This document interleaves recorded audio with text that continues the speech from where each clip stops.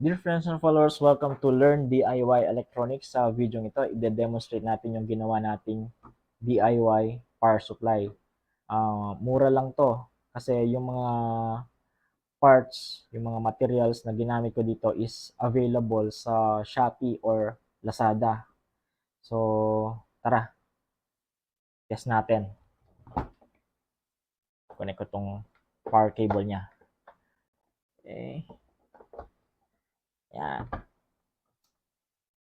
So, ayan. Yung minimum voltage niya is 1.3 volts.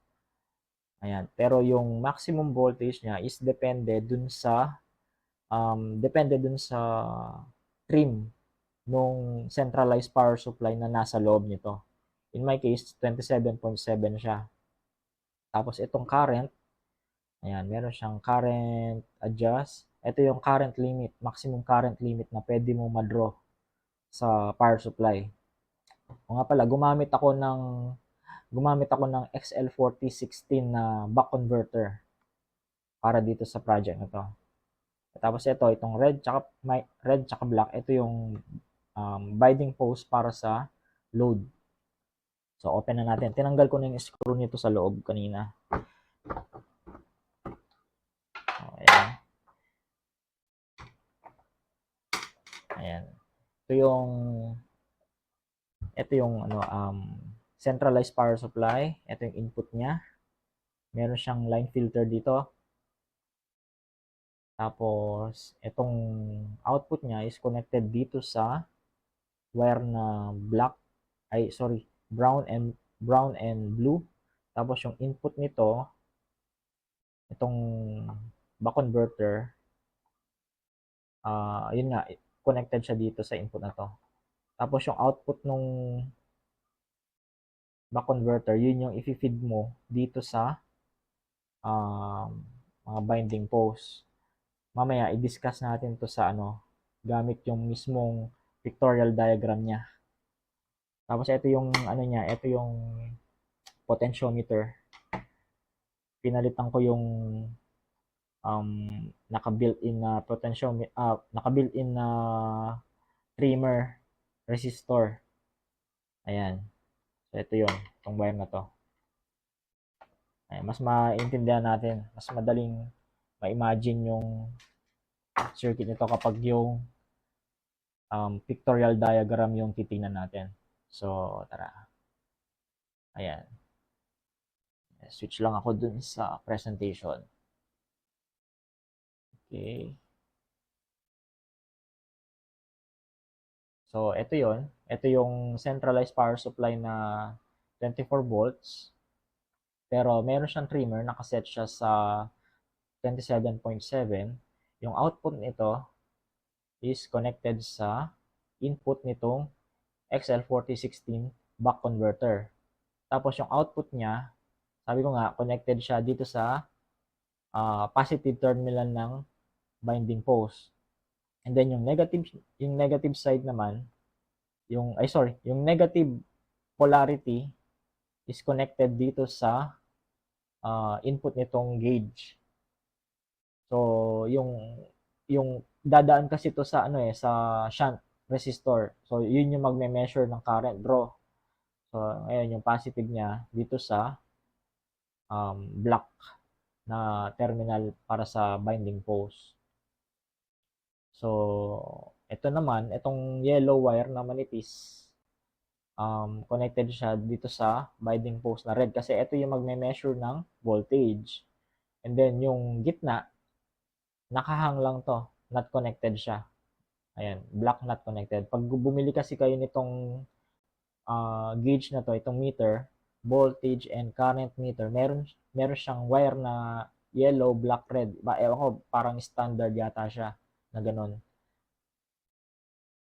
Tapos, ano pa ba? Itong trimmer, itong dalawang trimmer na to, tinanggal ko to. Tapos, yun yung, ang ipinalit ko dito is yung potentiometer para sa voltage and current adjust. So, balik tayo sa natin. Tingnan natin yung yung actual. Mag-connect tayo ng mag-connect tayo ng load. So, meron tayong load dito na 10 watts. Ayan. 10 watts na LED. Connect natin. Kawit ko muna tong cover. Then, so, itong LED na to is 12 volts lang. So, iset muna natin sa 12 volts.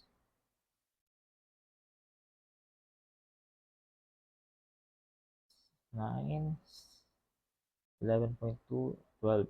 Ayan. Tapos, connect natin sa negative and positive. Ayan.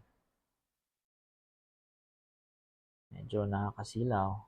Ayan, 12.2 pa rin. 12.3. Nabawasan lang ng konti yung voltage niya. Ibig sabihin, stable naman yung current supply niya. Try natin babaan. Ayan, o.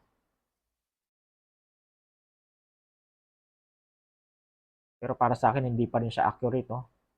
Kasi dapat, ma-maintain din niya yung 12.2 or 12.3, sorry.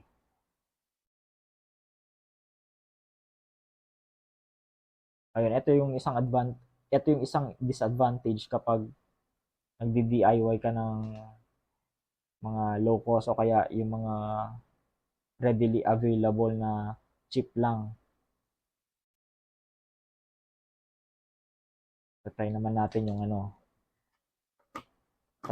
yung microcontroller breakout board na ginawa ko.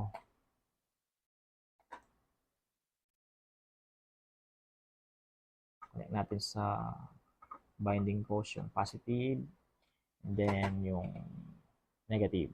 12 volts kasi meron naman siyang sa loob. Meron naman siyang sa circuit niya, meron siyang tawag dito, voltage regulator na 7805. Ayan. Okay naman. So, ayun, pwede nyo rin siyang gamitin as power supply para sa Arduino, kaya MSP430, mga ESP8266 base na project ninyo. Ayan. Halos, ewan ko, meron naman load pero walang nagre-register dito na yun yung isang napansin ko na downside sa kanya. Hindi siya ganun ka-accurate.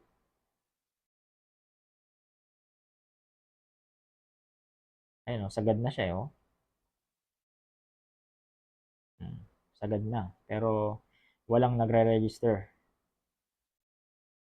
So, tingin ko kapag minimal lang yung current draw, hindi pa niya masyadong hindi pa masyadong nagre-register sa kanya yung yung current draw. So, ayun lang. Sana nagustuhan niyo tong vlog na to.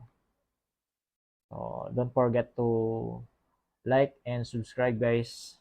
Thank you for watching. Sana nood ulit kayo sa susunod na episode natin. Thank you.